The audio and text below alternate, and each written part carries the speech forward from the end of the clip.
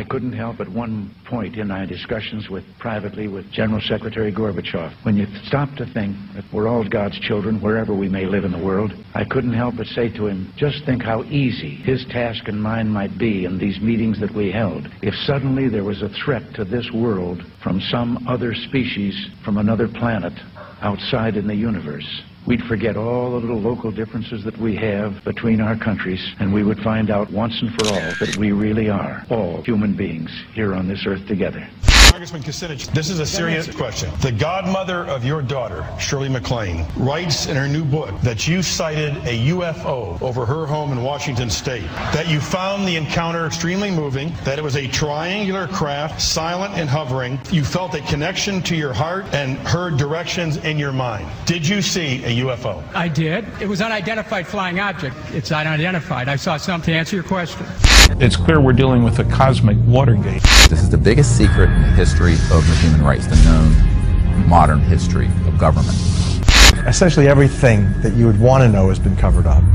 When I was a kid and into my teens and into my 20s and 30s, I believed that there was some truth to it all. There were just too many similarities in the accounting of UFO sightings before the media embraced UFOs as a cultural pastime or as a kind of alternative religion. You're talking about witnesses who were seeing things in Des Moines, Iowa, and reporting the same thing that they were seeing in Albuquerque, New Mexico. Ronnie, I saw something last night that I can't explain.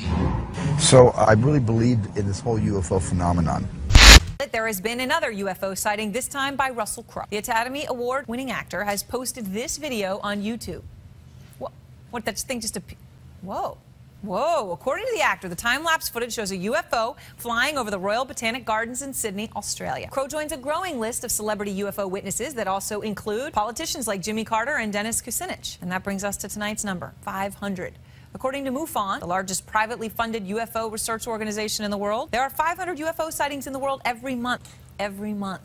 Tell me about the time you once saw a UFO.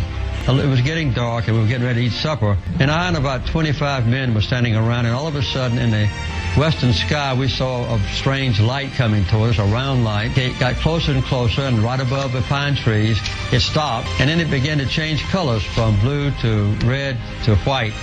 And then it stayed there for a while. We were all aghast. We didn't know what it was. And then it just disappeared into the west.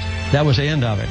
So it was a genuine UFO in that it was an unidentified flying object. They were not caskets, but they were boxes, they say they were about 6 feet long, about 3 or 4 feet wide. And they were covered with tarps. And I went in with a sergeant, and he picked up one corner of the tarp, and there's this body floating in some sort of liquid. A complete body, not the head only. Simple face, not much to it, little holes in the eyes. It looked different, and it was small.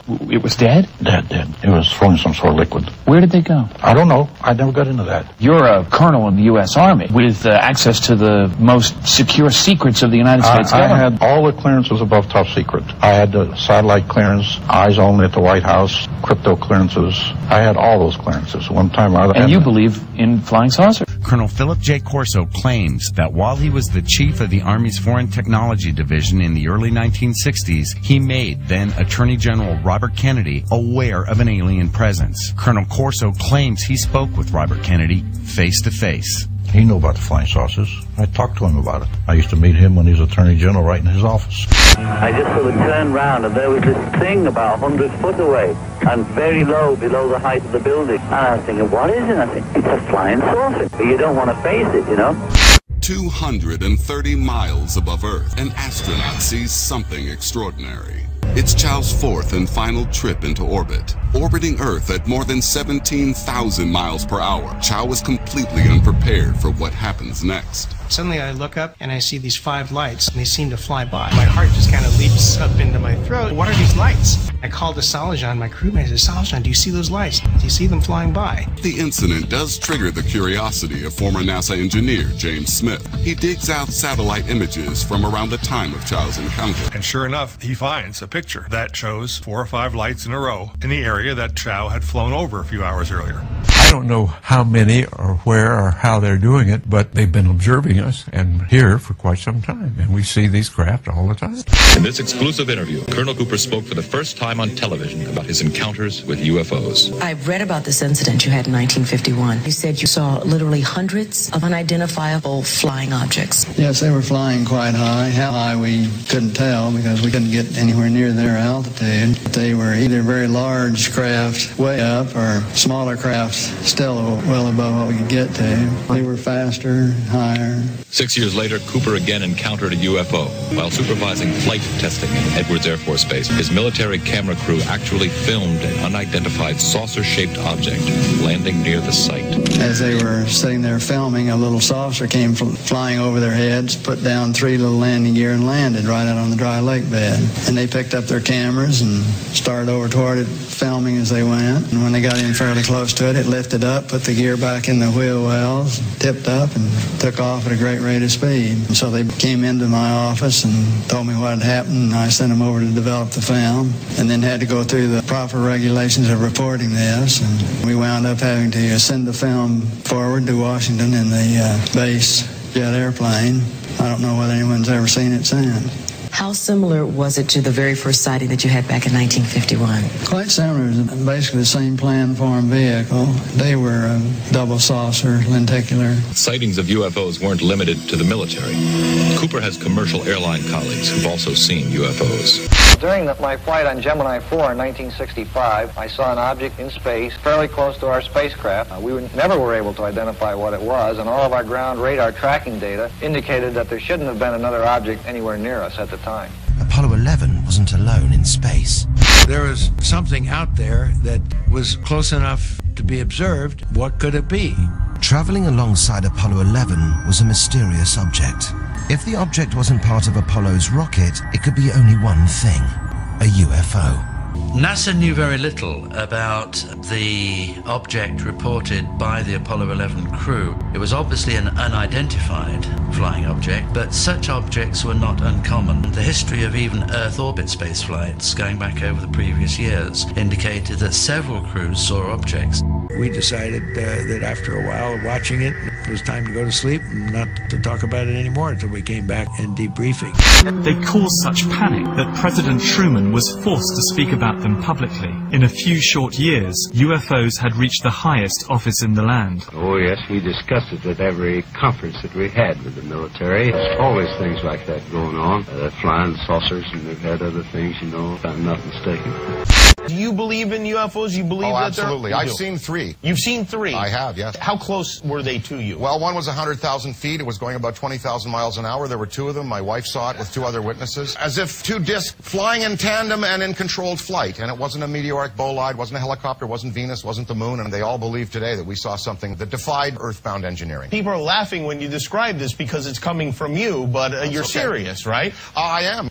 Lee, after interviewing so many witnesses tied into this field, what are you coming away with? What's your gut telling you? My gut tells me, even before I saw this triangular-shaped object in 1975, which was amazing. When I was a kid, George, I was reading books by Major Donald Kehoe. You know, sure, the Nightcap Head. Nightcap Head. Talk about being the first whistleblower. He was out there talking about and writing about how pilots, commercial pilots, military pilots, were chasing these things. Some of them were being shot down because they were shooting at UFOs, and the UFOs shot back. It was an amazing experience for both of us. We were in Augusta, Maine, at a cottage between 8 and 9 p.m. We were looking to the southwestern sky. We saw a very distant, it was a bright light in a hover space. It caught my eye, and I'm a pilot, so I'm always looking at stuff that's flying in the air anyway. As we were looking at it, it did a dogleg and took off at an impossible rate of speed. We're walking north along the shoreline of Cocoa Beach. Towards Cape Canaveral is off to the north, and you can see it just kind of jutting out in like a lip into the Atlantic. Suddenly, there's this thing that emerges from the night sky off to the east. It's big or close, or probably both, and it's got 3 small red lights that move or oscillate, and it's darker than the rest of the sky. It takes up space, and you can't see the clouds or the stars where the thing is moving. And I couldn't tell you it was a triangle other than it had 3 lights that were in a triangle pattern. I heard what sounded like the hum of a tuning fork on glass, and it moved parallel to the shoreline. It was like it had been watching us, and I got got the feeling that it was almost organic. Terry, my girlfriend at the time, I told her to look, and she thought, no, she's grabbing my eye. I want to see the thing. And I guess the duration of it was about maybe no more than 10 seconds, and just sort of tilted, sort of dissipated, dissolved back into the night sky. When I got here, there were people milling around, just enjoying the park. I was here for probably 5 or 10 minutes, and somebody said, look at that, out to the northwest, this great big massive craft, probably around 3,000 or 4,000 feet, took out a whole chunk of the sky. You could see other aircraft in the distance, but airplanes looked like little toothpicks compared to the size of this craft. It came right at us, made not a sound, just moved almost sort of gently and smoothly, not fast. It just glided over Squaw Peak. We had a magnificent view of it silhouetted. Governor Symington observes the object for nearly a minute before it speeds away across the valley. It just all of a sudden disappeared. I've served in the U.S. Air Force, and I've been flying all my adult life. I've never seen anything like that before. It obviously had unbelievable aeronautical capabilities, something way beyond anything we have in our inventory, that's for sure. Very early 90s, and we watched an object, an egg-shaped object, for quite some time that was hovering. A wingless craft. And it's funny, actually, because at the time I'd never thought of UFO. As a matter of fact, I had a very good friend of the family's who was a pilot, and he talked about the sighting that he had, and I quickly dismissed it and never asked him another question. I couldn't have cared less about UFOs. And when I had my sighting with a very dear friend of Lisa Reinhardt, we talked about it that night. She said, what the bleep is that? And I said, I don't know. I was 19. Whatever it is, it knows we're looking at it. She said, I feel the same thing.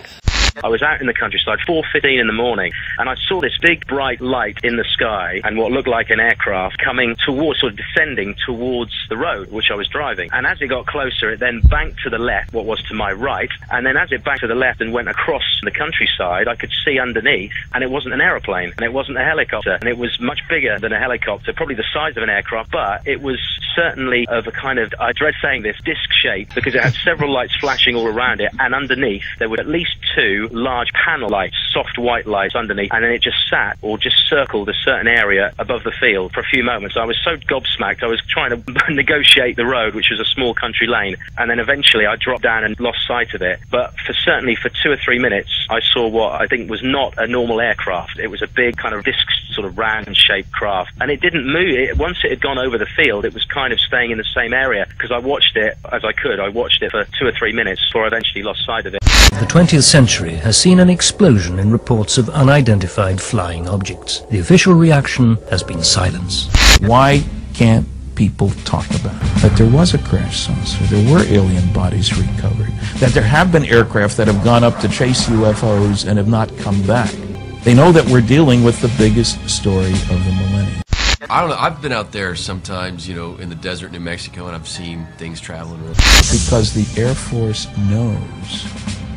We're talking about general Air Force pilots, governors of states that claim that, hey, this is beyond our understanding of the laws of physics. These are multiple sightings by multiple modes. In other words, pilots, eyewitnesses, radar, visual sightings. You know, do UFOs have a cult or demonic origin? The idea of actually digging into the whole story from a governmental perspective isn't something, you know, I never really anticipated getting into at all. Were you reluctant to go this, that if you were to tell your colleagues, hey, I'm researching whether UFOs are demonic? Well, let's explore that for a second, because it sort of becomes an underlying theme in the book, is the possibility that this agency that was investigating this stuff had somehow tried to establish communication, had opened some sort of a door, a portal, a window, and that things came in that shouldn't have come in.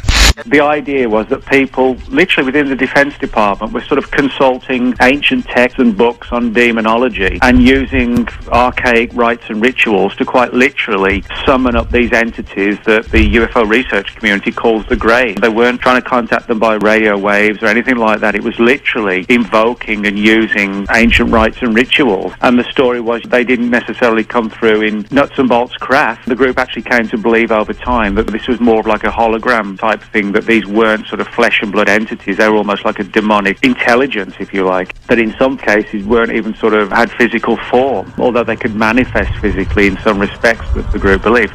So in other words, the idea was that this portal was opened. Now, by portal, you know, in simplistic terms, we're talking about a gateway to another realm that some people would quite possibly correctly would suggest was like another dimension, but the group concluded it was literally like a doorway or portal to hell, and allowed these entities to come through in like a deceptive mode of extraterrestrials, and then it was a case of we can actually learn quite a bit if we can harness their powers. But should we try it? Can we actually take on the forces of hell in some sort of Faustian pact? That was literally the way it was looked at. Based on belief systems, one man's alien is another man's demon. That is the sort of the basic background as to how and why they were looking at this. It was a case of trying to contact these entities, open doorways, and then try and militarize any powers or skills that might be developed from liaising with these entities. Your friend Ray, Anglican priest that he is, said that there is some sort of a focus on Christianity as opposed to other kinds of religion from whoever these entities are. Ray's done a lot of research into this area, and certainly there was so much research done for the book. It covered 4 years, because I'll be the first to admit I'm not a particularly religious person. I don't have any problem with what people believe at a religious level, but not being someone who has that background, it required a lot of research. So that's why the interviews were quite extensive for the book. Ray basically has done a lot of research and found a number of cases where these so-called alien entities, whatever they are, had made denials about Christianity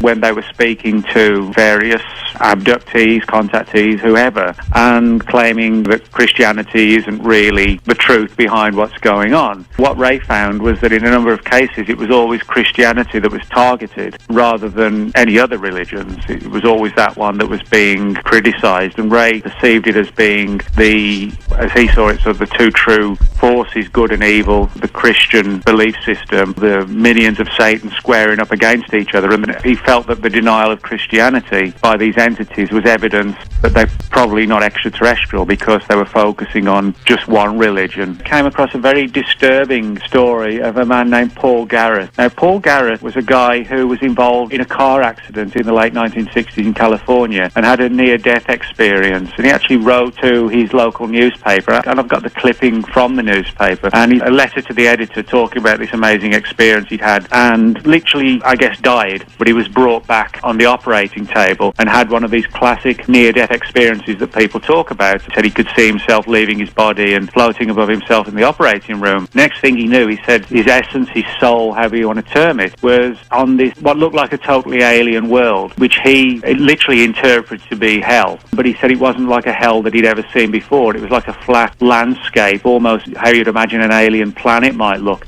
It got kind of disturbing because he said there were just, thousands and thousands of shuffling human beings, kind of shuffling around like zombies out of some, a zombie film. And there were these UFO-like craft hovering over them, moving very, very quickly in a fashion that sort of reminded him of like worker bees or fast-moving insects. They seemed to be extracting some sort of light, like a ball of light, out of the bodies of the people, which he interpreted that these were sort of almost like machine entities, I guess almost like techno-demons extracting human souls from the recently departed. And this story got back to the Collins elite because somebody apparently read it in the newspaper, and the story got back to the intelligence world and onto the Collins elite. And they uncovered a number of stories like this and eventually came to the conclusion that the whole purpose of why this demonic was because they came to believe that the human soul possesses some sort of energy or is formed of some form of energy which these entities actually can use as sustenance in simplistic terms. In other words, they're harvesting human souls. When I read that part of the book, I thought, wow, that rings a bell with me because I had the Lazar story. I had interviewed Bob Lazar, Area 51, and Bob was reluctant to get into this stuff, but he said somewhere along the line he read a report that talked about the harvesting of souls. It happens that I come out of an information science background. My whole career, 30 years in the strategic community, gives me perhaps a little different perspective than most people would have going at this topic. But I want to right up front indicate it was my biblical interest that brought me into this rather than my high-tech background, although that's proven to be, that and my Department of Defense connections have been very valuable to me. That's one of the reasons I find myself in this peculiar posture. I start with Jesus, and in Matthew 24, he gives 4 disciples an inside briefing on his second coming. In that briefing, he makes a very strange remark. He says, as the days of Noah were, so shall the days of the coming of the Son of Man be. We need to understand what the days of Noah were like in order to understand what he was saying. That takes us to Genesis 6. Very few seminaries teach what that passage really says. Genesis 6, the first 2 verses are one sentence, and it deals with this strange goings-on between the fallen angels producing hybrids with humans. It was the understanding of the early rabbis. It was also the understanding of the early church. What it was dealing with was fallen angels cohabiting with human women, producing a strange hybrid offspring. When you get to about the 5th century, that was a very uncomfortable posture. One of the things I discover is that many people who are products of most seminaries haven't been taught that there are different perspectives of Genesis 6, and it's the literal, careful study version of Genesis 6 that starts to raise the fog on this whole issue. In the Hebrew, it comes from the verb nafal. It means the fallen ones, and that's the term used. Don't confuse that with the fallen angels. The fallen angels, according to Genesis 6, cohabited with human women to produce a hybrid offspring that are called in the Hebrew the Nephilim. In the Septuagint version of the Old Testament, the translation of the Old Testament into Greek, they use the word gigantes, which is transliterated giants, and they did happen to be giants, but that's not what the word means. The word actually means, in the Greek, the earthborn. From the Greek point of view, they're earthborn. From the Hebrew point of view, they're the fallen ones, but either way, they're pointing to a hybrid, and it apparently was part of Satan's plan to contaminate the Messianic line. Verse 9 of Genesis 6 speaks of Noah that his genealogy was untainted, unblemished. Apparently it was a distinctive in that sense. The fact that he was unblemished qualified him for what God was going to do, among other things. The whole issue that God chose to do was to save 8 people in the ark and erase the blackboard. Genesis 6 verse 4 says there were Nephilim in the land in those days, comma, and also after that.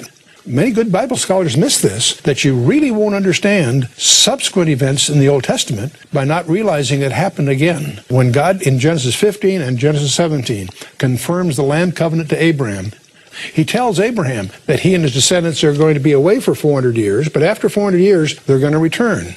That gave Satan, who's obviously listening, the realization that he had 4 centuries to lay down a minefield. And that's why when Moses enters the land and he sends his at Kadesh Barnea, the 12 reconnoiters, if I can call them that, they come back and say, Numbers 13, verse 33 says they were Nephilim in the land. So it happened again. This one astronaut, John Blaha, a ham radio operator, actually picked up what he was saying. The wording is as follows. Houston, this is Discovery. We still have the alien spacecraft under observance.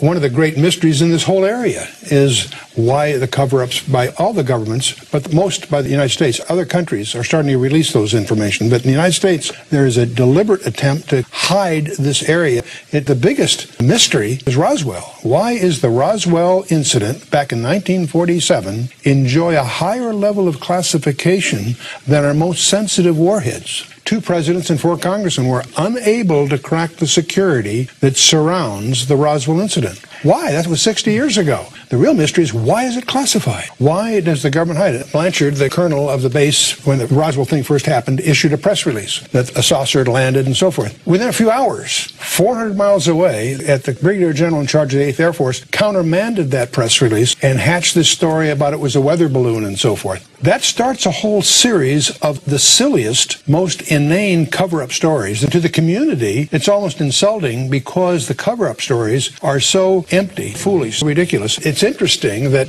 when Brigadier General Ramey made his press release countermanding Blanchard's, the press took pictures. Many years later, just a few years ago, a guy by the name of Johnson, who took the picture, we were able to get the negatives, and by using advanced digital analysis of the negatives, they were able, an analyst by the name of Rudiak, was able to use advanced information techniques to unravel some words that were on the memo that was in Ramey's hand. And it speaks of the victims and the disc that crashed. The stories have always said there were 4 bodies, 3 were dead, 1 was still alive. That was the unconfirmed rumors that we heard. Well, it turns out that memo, that unraveling, is regarded as the smoking gun because it demonstrates that the Air Force has been lying all along. The UFOs have 2 problems. The one problem is they are tangible. They show up on multiple radars.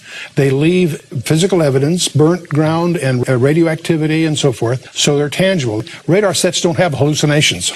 On the other hand, they make right-angle turns at exotic speeds. They go faster than the speed of sound without sonic booms. They do things that seem to violate physical laws, and yet they are physical in one sense, and yet they're not physical in another. Now, the other area we need to just acknowledge is this is the toughest area to research, not only because of all the hoaxes and all the crackpots that are in this area, is because of the deliberate disinformation by the government trying to hide these areas. But the net reality is Jacques Vallée, the Frenchman, and J. Allen Hynek, the American, are probably the two most of the early pioneers, the two most reputable researchers. They both came to the conclusion that these things are hyperdimensional. They're not extragalactical. That's a very fundamental insight, by the way, because they seem to pose to being something that they're not. But the real point is that we're dealing here with a phenomenon that bridges the physical reality we understand and the reality that's outside that. One of the things we've discovered just in the last few years is that some of the constants of physics are changing. And Scientific American, in June of 2005, ran an article in which they pointed out if the constants of physics are changing, that implies that our physical reality is actually a subset, a shadow of a larger reality. When you start dealing in the UFO area, that's one of the other demonstrations that there is a hyperdimensional aspect to this. Probably the classic author in this area is Dr. John Mack, head of psychiatry for Harvard Hospital. He's written a book on this whole area.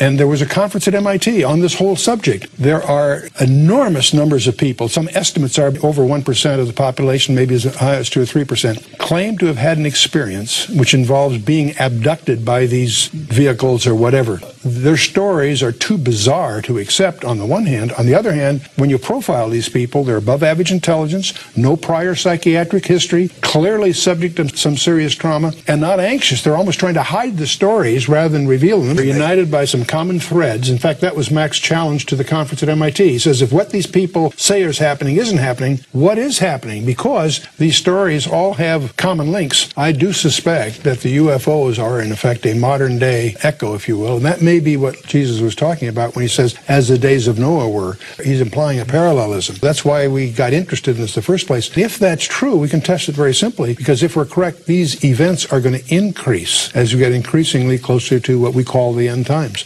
In Daniel chapter 2, we have the famous image of Nebuchadnezzar, and as he goes through it, the mystery is the iron mixed with clay. And when Daniel goes to explain what the miry clay is, he says, as for the miry clay, comma, they shall mingle themselves with the seed of men. Now, I've had the exegetical experts confirm this. The they shifts to a personal pronoun, but the they has to be something other than the seed of men in order for them to mingle it with this. Just grammatically, it requires that. So that leads to a speculation. What are we talking about here? One of the possibilities is that we're dealing here with something that's not the seed of men, namely Nephilim, hybrids. And that's a hint there that there will be a proliferation of hybrids at the end times, because that's what Daniel's talking about. So that's a staggering verse to deal with. God tells Joshua to wipe out every man, woman, and child of 4 key tribes. And that shocks, the New Testament reader, because we don't understand that there is a gene pool problem again. We understand Genesis 6, the flood of Noah, was dealing with a gene pool problem in the human predicament. What we don't realize is that Satan had again laid down a minefield in Canaan, because when he found out from God's revelation to Abraham that his descendants would be away and then return after 400 years, that gave Satan 400 years to lay down a minefield. When you study the book of Judges geographically, you discover that they didn't follow through in certain areas to wipe out their instructions.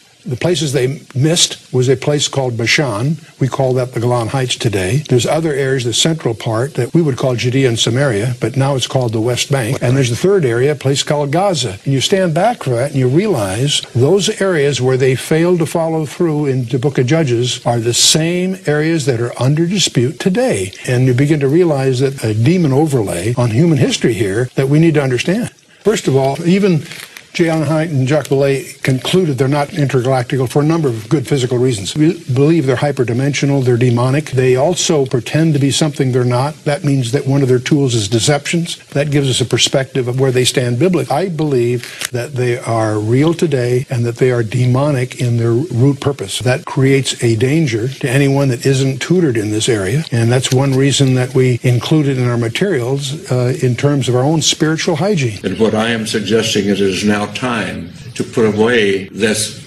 embargo of truth about the alien presence. And I call upon our government to open up like other governments have, like the Belgians have, the French, the Brazilians, the Argentines, the Mexicans have all released their files. It's about time now that we do the same thing and become a part of this planetary community. The very fact there's resistance is alarming. You'd think that there's nothing to hide, they would open it up. So the question that really you can only speculate, you only feed speculation the way they're operating, keeping it secret.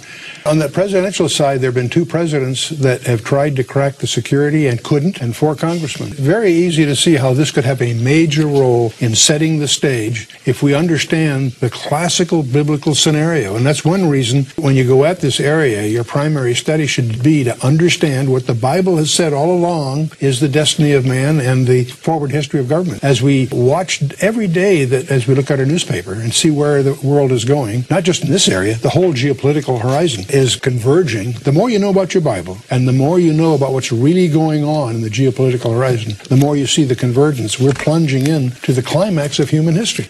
America is in deep trouble. The America you and I grew up in, I believe, is over. I think that the most common question I get asked as I travel is where's America in prophecy? All the end-time players in eschatology are well identified in the Bible, and they're there. Dr. Stephen M. Greer is the founder of the Disclosure Project. His organization collects information on unexplained sightings from all over the world. That we have tracked extraterrestrial vehicles in our solar system that were measuring 26 miles in diameter. There are also extraterrestrial vehicles that had been down through advanced electromagnetic pulse weapons, and there are several different species of extraterrestrial biologicals stored at that facility. The other facilities, and this goes on, include a special compartmented area of Cheyenne Mountain, where we have witnesses in our team who can be subpoenaed, where we have tracked extraterrestrial vehicles in our solar system that were measuring 26 miles in diameter. Clavius is one of the NSA bases on the dark side of the moon. There's a crater there known as Clavius. So are you saying that you went to the far side of the moon? I've got memories of entering into an underground aircraft hangar. I remember being at the facility. That we have tracked extraterrestrial vehicles in our solar system that were measuring 26 miles in diameter.